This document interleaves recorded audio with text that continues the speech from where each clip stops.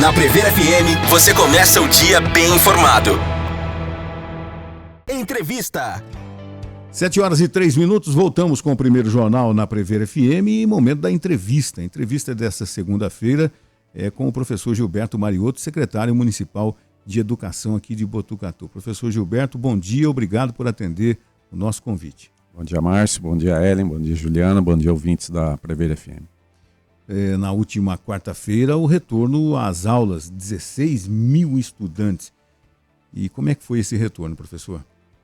Márcio, posso dizer para você que foi um dia extremamente diferente para mim e para o Fábio Leite, né? A gente rodou várias escolas, a gente nunca tinha presenciado isso, apesar dos 8 anos já na prefeitura. Foi a primeira vez que a gente acompanhou o retorno. A gente visitou, se não me engano, umas 8 ou 9 escolas, tanto de educação infantil quanto de Fundamental 1 e 2. Foi uma experiência fantástica, uma energia muito boa. A equipe muito feliz pelo retorno, as crianças felizes, então foi assim, fantástico, um dia fantástico. E é um momento mágico, né? O retorno, as aulas e tudo mais. Agora, professor, a questão de creche, né? Por mais que se faça, sempre a demanda é muito grande, né? Então, creche, eu costumo comentar com o Fábio que quanto mais a gente fizer, mais demanda vai aparecer, né? Mas apesar disso, a gente não vai se furtar de estar ampliando a capacidade da prefeitura. Atualmente, a gente tem aí uma lista de espera de aproximadamente 120 crianças. Concentração principal em berçário e maternal, né? Porque na educação infantil, ela se divide em 3 fases, né? O berçário, que são os bebezinhos, né, a partir de 4 meses, o maternal a partir de 1 aninho e as etapas que aí já começa a pré-alfabetização. Nesse período de pré-alfabetização, a gente é obrigado a abrigar. Entendi. Então não tem falta de vaga. É no berçário e no maternal com os menorzinhos aí que existe essa dificuldade, mas a gente está correndo atrás aí para gerar o aumento dessa capacidade e abrigar todas as crianças. Quando se fala em aumento da capacidade, é construção de uma nova, é isso? Não só construção de uma nova, mas ampliação das atuais. A gente tem trabalhado aí para levantar todas as creches, as escolas de educação infantil que possuem espaço ocioso e que comportariam mais salas. Entendi. Então a intenção é fazer parceria aí com padrinhos, né? Por exemplo, a Vitoriana, existe um padrinho lá que tem uma afeição enorme pela creche. Tive semana passada conversando com ele falou que aceita fazer essa parceria. Então ele entra com material, a prefeitura entra com mão de obra, e aí a gente faz uma ampliação de salas e não necessariamente a construção de uma nova creche, que são milhões e leva muito tempo. Entendi. Existe alguma região em Botucatu que tem uma demanda maior? São 3 regiões que são as mais críticas. A leste, que é a região do Jardim Cristina, Jardim Brasil. A norte, a região do Monte Mor, Flamboyant, e a região oeste. A região oeste cresceu demais, né? A região de Rubião, ali, Vida Nova, Botucatu, foi Vida Nova 1, Vida Nova 2. Se não me engano, foram quase 500 novas residências lá e a gente precisa chegar com essa infraestrutura. O professor, com relação a uniformes, como é que é feita uma programação, né? Começando o ano letivo, agora dia 5 de fevereiro e tal, a programação para esses uniformes para as crianças foi feita no ano passado, é isso? Isso, tudo feito já com uma certa antecedência, né? 6 meses no mínimo de antecedência para que dê tempo de chegar logo no início das aulas, né? A intenção esse ano é disparar ainda com mais tempo para que no dia do retorno todo mundo esteja com uniforme. Esse ano aqui ele vai ser 50% das crianças receberam uniforme e ao longo de fevereiro a gente vai estar recebendo e entregando para os 50% faltantes. 16 mil crianças voltando às aulas, né? Um comparativo com o ano passado, quanto cresceu esse número? O crescimento não é muito grande, né? Porque ao mesmo tempo que tem os entrantes, as crianças também saem, né? Elas vão para o ensino médio, então isso daí é sempre um balanço. A média em torno sempre de 16 mil crianças. Entendi. Vocês conseguem saber a retenção nas escolas? Então, quantas crianças estão no ensino fundamental e vão para o ensino médio e a taxa de abandono também aqui em Botucatu? A taxa de abandono ela é mínima, até porque existe uma orientação para as diretoras, que as diretoras elas vão até a casa das crianças para ver o que está acontecendo, se for necessário, acionar o serviço social da educação Se for o caso, acionar uma medida um pouco mais drástica, acionar conselho tutelar, eu digo para você que é praticamente zero a evasão aqui em Botucatu.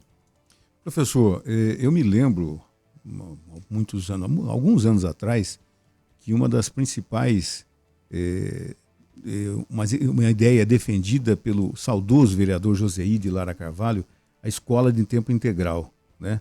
Como é que nós estamos nesse quesito aqui em Botucatu? Quantas escolas nós temos e a possibilidade de aumentar esse quesito de escola em tempo integral? Hoje são 11 escolas em período integral e a gente tem um plano. O plano não seria a construção de novas escolas, né? Porque a construção ela leva muito tempo. Tá. Então, qual que é o planejamento que o Fábio pediu para que a gente fizesse? A gente está buscando parceiros conveniadas que possam estar fazendo essa segunda etapa do período integral. Então, a gente tem a escola de período normal e o contraturno, como é chamado, a gente estaria estendendo a grade do ensino em período integral para que as crianças possam, nesse segundo período, estar percorrendo toda a grade do período integral como se fosse uma escola única, né? Como se ela ficasse o tempo inteiro num único local, só que em 2 locais diferentes. O que nesse contraturno, o que esses estudantes fazem numa escola de tempo integral? Assim, no primeiro turno da escola em período integral é o ensino básico, né? Então são as aulas em sala de aula e o segundo turno são as atividades extra, né? Que eles praticam. Então tem esporte, tem aulas de reforço, tem uma série de outras atividades um pouco mais lúdicas que também levam à parte pedagógica, ao ensino, mas de uma maneira um pouquinho mais leve, para que eles não fiquem com aquele aprendizado maçante de sala de aula 100% do tempo, né? Para que eles possam estar lá dentro, querendo estar dentro da escola, né? Entendi. E atualmente existem esses projetos de contraturno em Botucatu? Já existem várias conveniadas, a gente só está mapeando aonde a gente tem as escolas que não são ainda de período integral, quem vão ser os parceiros para chegar com eles com essa proposta, para que eles possam fazer essa segunda etapa para a gente. Professor, a gente tem visto que está chovendo direto, né? E as estradas rurais que trazem os estudantes, como é que elas estão? E o transporte escolar, como é que está funcionando, mesmo com todo esse período de chuvas que ainda estamos vivenciando? O transporte escolar está operando 100% já, né? Estrada rural, que você falou, né? Nesse período de chuva, se o pessoal mexer na estrada, com a estrada molhada, acaba sendo até pior do que se deixar do jeito que está. Então, tem que esperar um período de estiagem para entrar.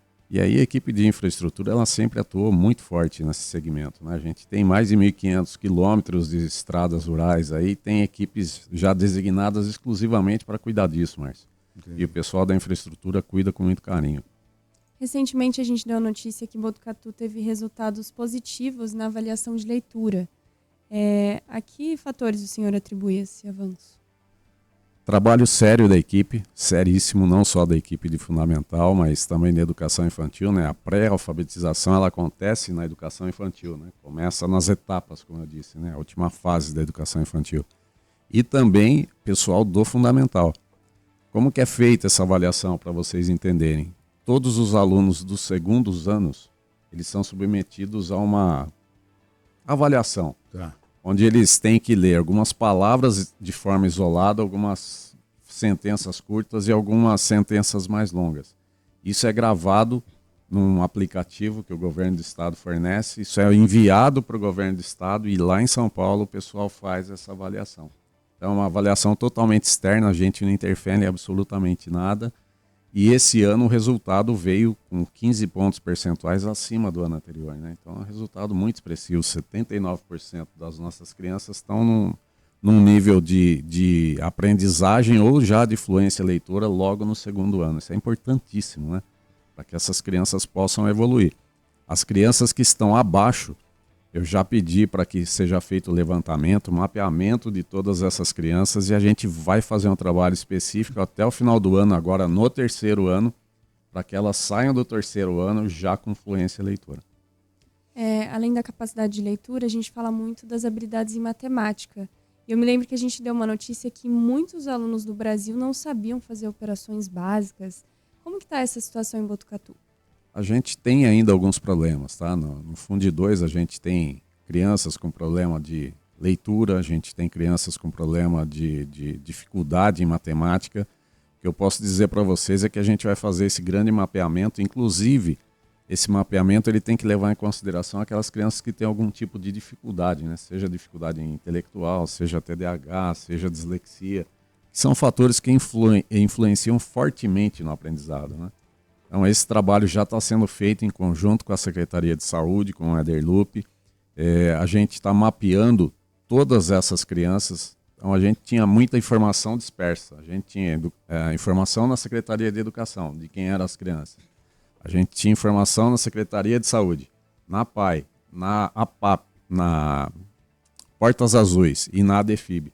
Então a gente fez um primeiro levantamento para consolidar tudo isso. Esse trabalho deve estar ficando pronto por esses dias, para a gente ter uma ideia de quantas crianças estão nessa condição, para a gente poder laudar todas essas crianças, inclusive as que já têm laudo, para que a gente possa ver se o resultado do laudo que foi apresentado é condizente com a realidade.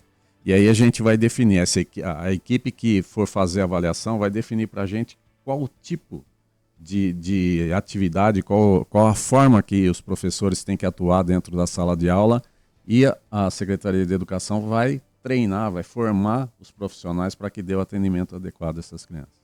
A questão da proibição do uso de celular também afetou a rede municipal, do aluno não poder utilizar? Bom, vocês vão sentir na pele agora, que faz o quê? Uma semana, vai fazer uma semana que... Eu ia perguntar, inclusive, como é que vai ser feita essa...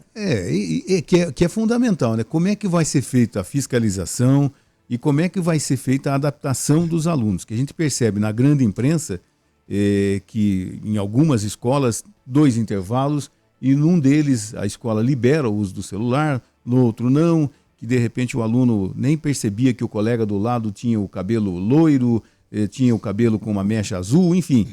Como é que está sendo vivenciado isso aqui na rede municipal, professor? Até agora tem sido muito tranquilo, tá?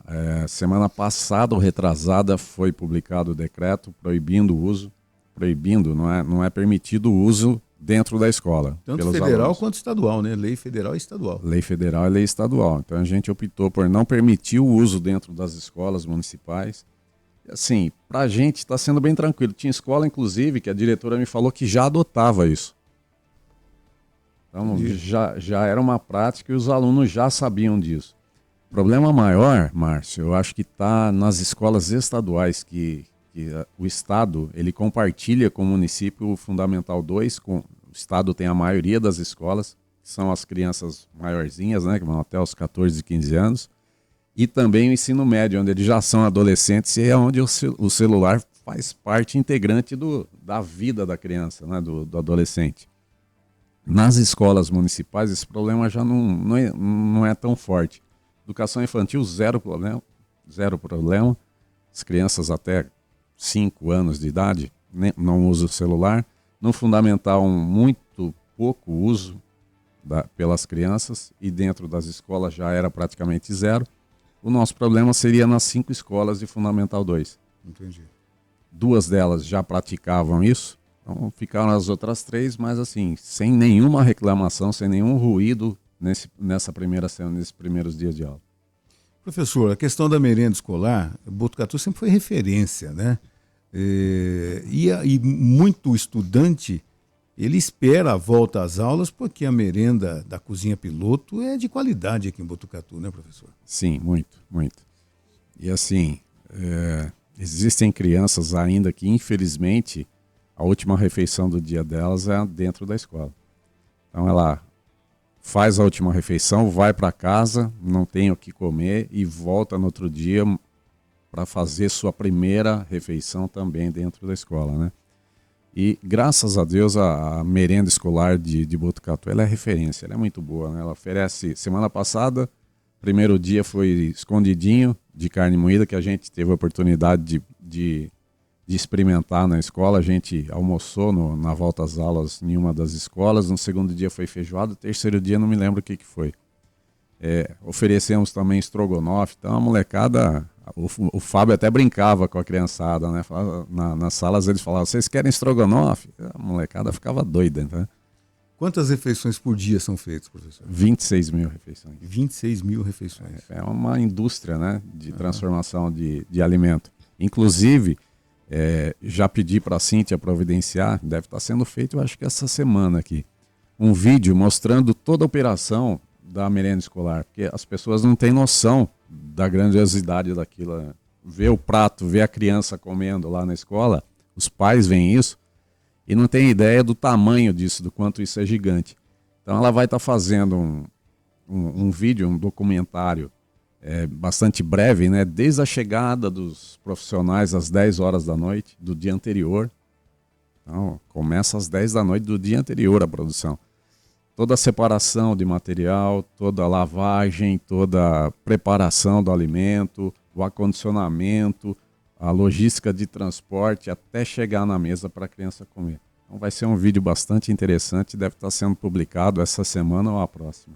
E o fornecedor desses alimentos é o pequeno produtor também? Tem pequenos produtores rurais de Botucatu, mas tem também fornecedores externos, né? Aqueles produtos que não vêm da produção agrícola municipal, tem também fornecedores externos. Entendi. Secretário, em relação às mudanças no ensino médio que vão ocorrer aí a partir deste ano, 2025? Ensino médio ele não é responsabilidade do município, tá? Uhum. Ele é responsabilidade integral do governo do estado. Então aí, essa resposta seria melhor você conseguir com o Arnaldo, que é o dirigente de ensino estadual, tá bom? Professor, qual que é a principal demanda? Qual é o local da cidade, a zona da cidade, onde vocês percebem, olha, aqui nós temos uma escola tradicional, mas a quantidade de habitantes tem aumentado e num médio período a gente vai precisar pensar em construção, adaptação e tudo mais. Eu não digo nem região da cidade, tá? Mas o que acontece, para vocês entenderem, essa separação, né, de responsabilidade. Quem é responsável pelo quê? Então, na educação infantil, 100% responsabilidade do município. Fundamental 1, 100% responsabilidade do município. Se não me engano, são 21 ou 23 escolas de Fundamental 1. E quando vira para o 6º ano, que é o Fundamental 2, né, anos finais, 6º ao 9º, essa responsabilidade ela passa a ser compartilhada, município e estado. E a grande maioria das escolas são estaduais. O município tem só 5 escolas. Então, o que a rede municipal sente, não em 100% dos casos, mas uma grande maioria dos casos, as famílias têm preferência para que os filhos continuem na rede municipal e não migrem para a estadual. Tá? Isso é uma coisa que o Arnaldo, inclusive, está trabalhando, está fazendo um belíssimo trabalho na diretoria de ensino estadual, para que isso deixe de existir, né? Porque as escolas do estado também estão apresentando bons resultados e fazendo um belo trabalho. E aí a gente tem um gargalo nas escolas municipais, principalmente em duas, João Maria, que fica na Vila Aparecida, e o Jonas Alves, que fica no Comerciários. Então, quando a criança ela sai do 5º para o 6º, a grande maioria das famílias querem que vão para essas duas escolas. Pra você ter uma ideia, o João Maria a gente tem, se não me engano, 4 salas de 6º ano, que é o primeiro ano dos anos finais. 4 salas vezes 30 crianças por sala dá uma capacidade de 120. A gente teve 300 intenções de vaga. Então é impossível você conseguir acolher todo mundo aonde as famílias querem. E aí precisa ser feita aquela distribuição, né? O sistema do Estado de São Paulo é que faz essa distribuição para o ensino fundamental. E aí ele vai buscar as escolas estaduais que são mais próximas da residência das crianças, né? Quer dizer, a prioridade sempre, se eu moro próximo ao João Maria, ao Jonas, eu tenho prioridade em frequentar essa escola por causa da minha residência ser próxima. Sim, aqueles que já estão na escola e, em seguida, aqueles que moram mais próximo daquela escola. Então essa é a preferência sempre. Acontece muito esse início do ano ou no final do ano anterior ao início do ano letivo posterior, de uma pessoa morar e querer estar matriculado numa outra escola e querer ser matriculada numa escola mais próxima à casa? Acontece bastante e acontecem as movimentações também, né, Márcio? Uhum. O a família muda de bairro, vai para, por exemplo, vai para um bairro próximo à Vila Aparecida, e o desejo é que o filho estude Mais próximo da casa. Nem sempre a gente consegue atender. Entendi. Nós temos uma pergunta de ouvinte aqui, do José Alexandre. Ele pergunta em relação à inclusão, qual será a regra seguida, pois muitos professores estão sem assessoria, no caso de auxiliar de classe, sem os professores de inglês, artes e educação física, com um espaço muito apertado também, principalmente em escolas de período integral, sem essas atividades, o que torna o espaço escolar ruim, na opinião dele. Bom dia, José. O José tem razão, tá? A gente tem alguns probleminhas pontuais aí, professores de inglês e de artes, que devem estar sendo sanados agora a partir de abril. Dia 25 de março deve ser a homologação do concurso.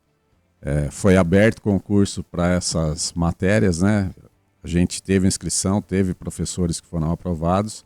E assim que sair a homologação, a gente já vai estar contratando esses professores. Já estamos mapeando quais os cargos que estão vagos, aqueles cargos que precisam de uma ampliação do quadro. A gente também já vai enviar o projeto de lei para a Câmara para fazer essa ampliação, para eliminar esse tipo de situação.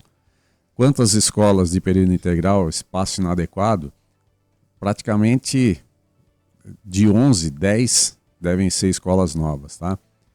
E elas foram construídas, né, sem a quadra. A prioridade do governo do Mário Pardini foi construir a escola para conseguir abrigar as crianças. O Fábio e eu temos um plano agora para melhorar essa estrutura, construir as quadras, construir salas adicionais, laboratórios. Então, para você ter uma ideia, são 19 quadras que a gente mapeou para que a gente tenha que construir, ou cobrir, ou reformar essas quadras. Então, 19 quadras em 4 anos é um desafio bastante grande. E construção de 13 novas escolas no município. Isso num período de quanto tempo? O período é 4 anos. Para isso nós vamos lançar até o final do ano uma PPP, uma parceria público-privada, parecido com o que o governo do estado fez, com o que o Tarcísio fez, né? Ele colocou para a iniciativa privada poder participar desse processo. Então a iniciativa privada ela tem uma capacidade de construir mais rapidamente e mais barato. E a gente vai remunerar o investidor que entrar nessa PPP ao longo de 20, 25 anos. Entendi. E a importância da capacitação dos professores para as escolas? A formação dos professores é fundamental. Tenho falado com eles que vai ser uma das nossas prioridades, é trabalhar na formação. Para isso a gente está fazendo uma movimentação da forma como são aplicados os recursos, né? Hoje a gente aplica, é difícil explicar para vocês o que é o 70% do Fundeb, o 30% do Fundeb, o 25% da educação, mas para fazer a formação eu teria que estar usando ou os 30% ou os 25% da educação. E hoje eu utilizo 25% da educação para contratar auxiliar educacional, monitor. Eu preciso migrar esses monitores para dentro dos 70%, liberando esse orçamento, ele vai praticamente quase que integralmente para trabalhar na formação dos professores. Nós tivemos recentemente outros concursos na prefeitura, inclusive para professores, né? O secretário acabou de citar, inclusive. Quanto tempo isso vai ser definido e eles vão ser contratados e efetivamente começa a trabalhar? Então, o concurso ocorreu para professor, se não me engano, dia 26 de janeiro. O resultado deve estar saindo por esses dias, né? A lista dos aprovados. Final de março, o pessoal do RH me deu uma data de 25 de março para estar fazendo a homologação disso e em seguida já liberar as contratações. Então, começo de abril, acredito que a gente já deva estar contratando novos professores. Perfeito. Professor Gilberto, Botucatu tem um slogan, Cidade dos Bons Ares e das Boas Escolas, né? É difícil manter esse slogan, professor? É difícil, mas eu falo para você que a gente está muito motivado, a rede está motivada, eu fui muito bem recebido pela rede, graças a Deus, e estou me dedicando ao máximo, para que a gente honre o Bons Ares e boas escolas. E a gente vai fazer isso, tenho certeza absoluta. A gente, eu digo, eu, numa escala de apoio, né?